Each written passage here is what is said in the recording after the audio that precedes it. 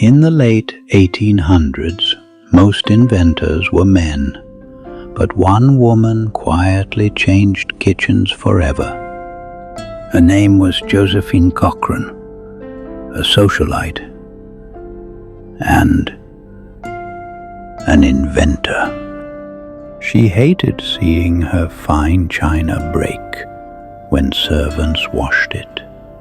So she designed a machine that would do it better, using water pressure instead of hands. In 1886, she patented the world's first practical dishwasher. But no one in her time took her seriously, not as a woman and not as an inventor. She had to start selling dishwashers to hotels herself, and proved the invention worked. It wasn't until decades later the dishwashers entered every home.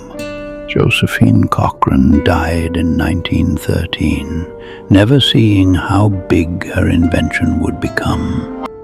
But every time you press start on a dishwasher, her genius lives on.